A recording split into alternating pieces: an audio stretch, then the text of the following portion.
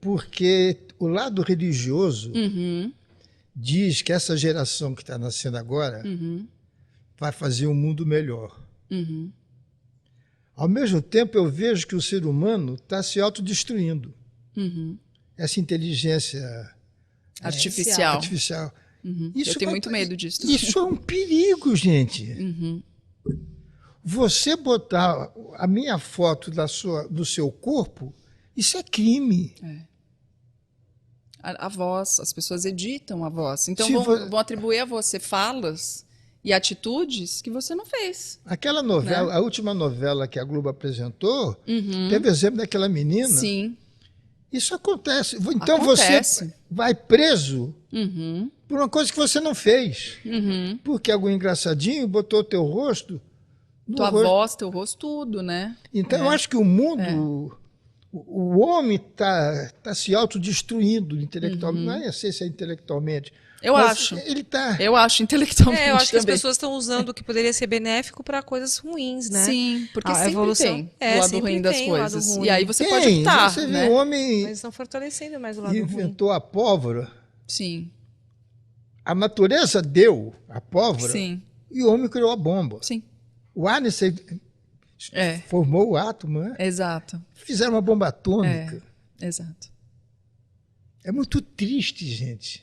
Mas eu, Cris, dentro dessa problemática toda, até dessa evolução das redes sociais e tudo mais, na sua área do jornalismo, como, por exemplo, na minha área, eu tenho sempre que estar me atualizando. Isso. Né? Vocês também, por estar mudando sempre, vocês têm essas reciclagens dentro do jornalismo para acompanhar a evolução? Temos. Vocês têm isso? Temos. Eu sou super a favor. Eu leio muito. Minha carga de leitura é alta, mas eu gosto de ler, né? Entendi. E eu percebo que hoje as pessoas leem, eu acho que até mais, mas leem pouco. Como mais e pouco? Leem mais porque pelas redes sociais você lê, só que você lê pouco porque você lê texto curto. Tá. E aí você não tem entendimento geral, né?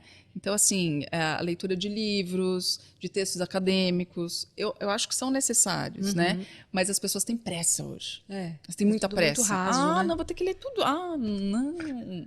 Vou ler Voltaire. Pelo amor de Deus. Tem que ler Voltaire, entendeu?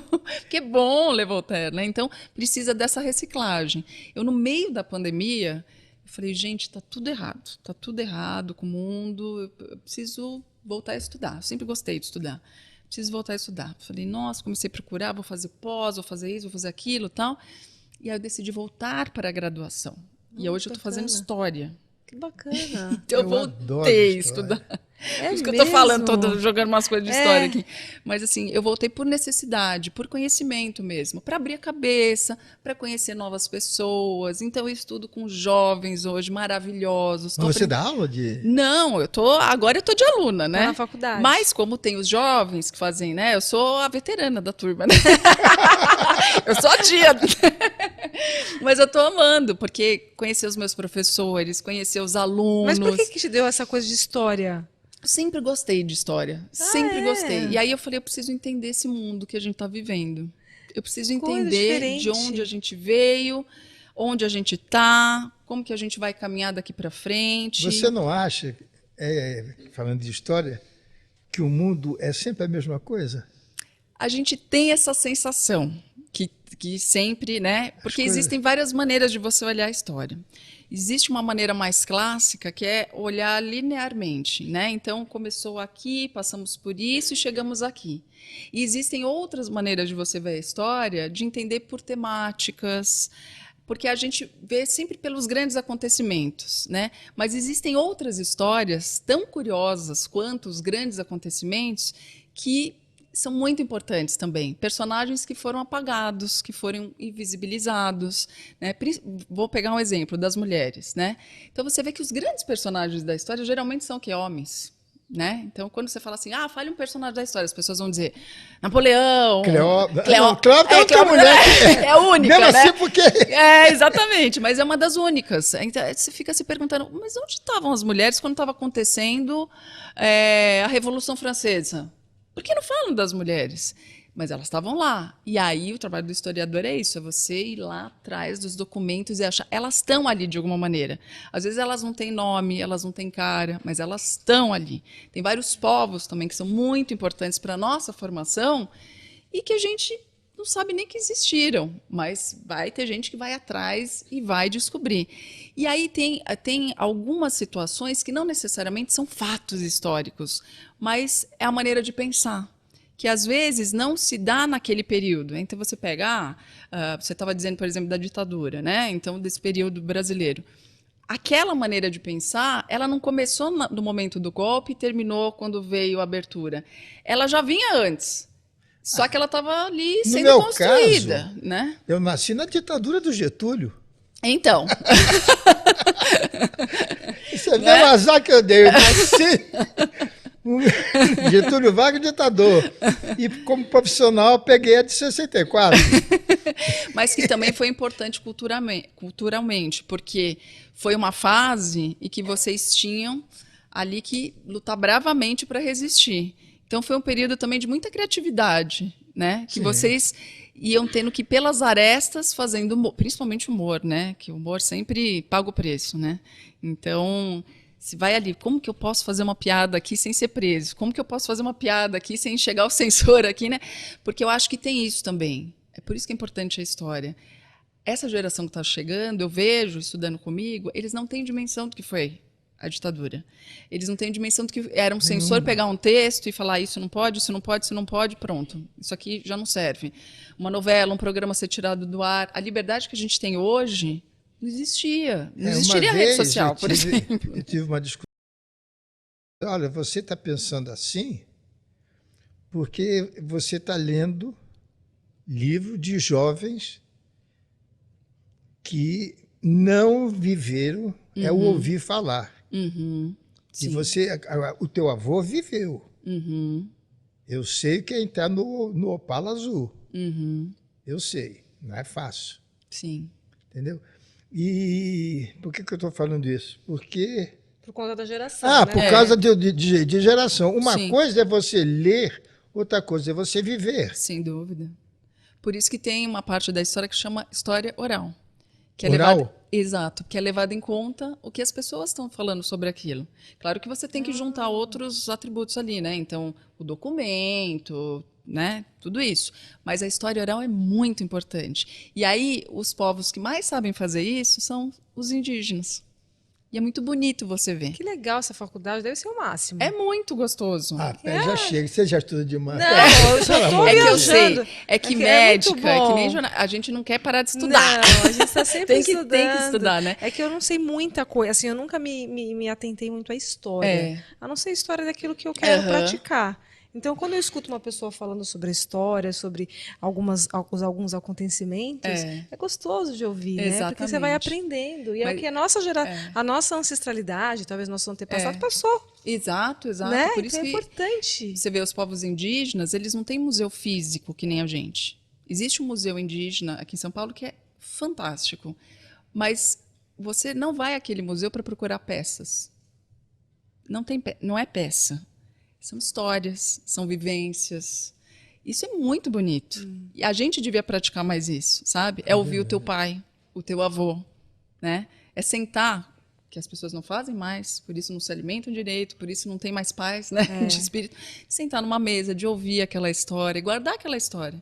Aquilo é uma história, é isso que eu falei dos personagens, aqueles personagens que a gente não vê nos livros de história, mas que eles existem e construíram a história. Então, o seu pai fez história, por exemplo. Né? É uma pessoa que merece ser lembrada, ser estudada, virar uma tese, né? ter especiais, como você já fez. Eu criei uma frase no meu livro: o homem se torna eterno quando sua vida é uma história. Sim. E é o caso do Chacrinha, Silvio Santos, aqui ainda está vivo, graças a Deus. Mas é uma história. Do meu pai. Exato. Sua. Minha, com certeza. A gente tem que respeitar. A gente tem que respeitar muito vocês. Porque vocês abriram portas para a gente. Se a gente está no ar hoje, é graças a vocês. E a televisão sobrevive. Graças a Deus também. Porque quantas vezes falaram para você que Como a televisão ia acabar?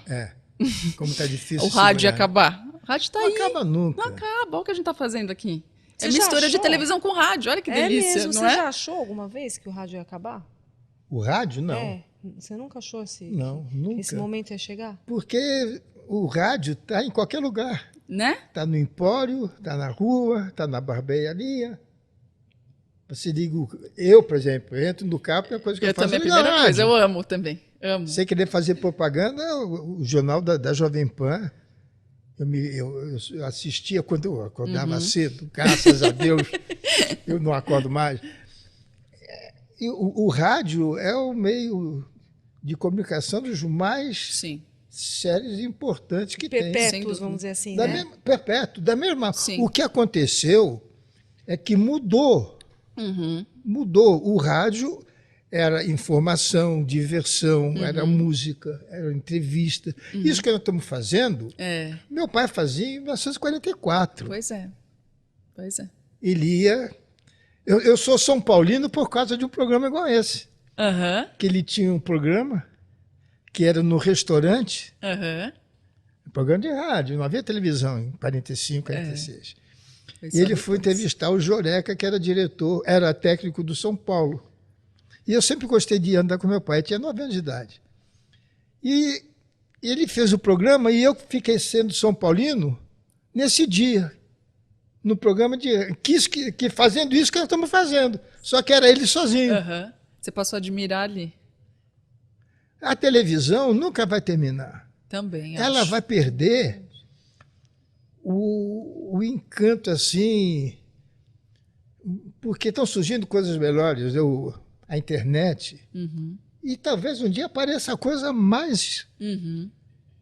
Porque o mundo está crescendo, o homem tem uma capacidade criativa. Nós vimos em Las Vegas uma das coisas mais loucas que você possa imaginar é o show do Michael Jackson. Aham. Como é que chama? Com holograma, Com holograma, né? ele dançando com... É impressionante, Puta. né? Você viu? Eu não vi. Você Não tem fui que... ao show. Eu vi uma reportagem sobre o show é e eu uma achei coisa aquilo impressionante, absolutamente aonde o incrível. homem chegou. Mas eu tive a sorte de ver ele mesmo no palco. Viu? Ai, que Vi. lindo. Quando ele veio aqui a São Paulo fazer show, eu vi. Foi um dos melhores shows da minha vida. Graças a Deus, Ai, fui. que legal. Nesse show. Porque tem shows que são históricos, né? A gente tem que ir assistir. Madonna também foi. Mas eu sou do rock. Já fui Você é do rock? Você é Eu sou do rock. Olha só! Muito show de rock, bater cabeça. É mesmo, Cris? É mesmo? Eu adoro, adoro. Amo música. Eu amo legal. arte, gente. Amo arte, a cultura. A gente precisa disso. A gente tem que respirar a cultura. É Por verdade. isso que sempre que alguém quer acabar com a cultura, você tem que falar, não, não vamos acabar com a cultura, não. A gente é necessário. Veja agora na pandemia. Quem que salvou as pessoas? Foi a cultura. As pessoas ficaram em casa fazendo o quê? Ouvindo rádio, Vendo televisão. lendo, vendo televisão. É verdade, realmente. Ou, né, criando situações em casa de vídeo e tal. As pessoas, isso é cultura, né? Você tem filhos? Eu tenho um filho de 17 anos. Ah, 17. De um moço. Que Maravilhoso. legal, que Modéstia à também- parte.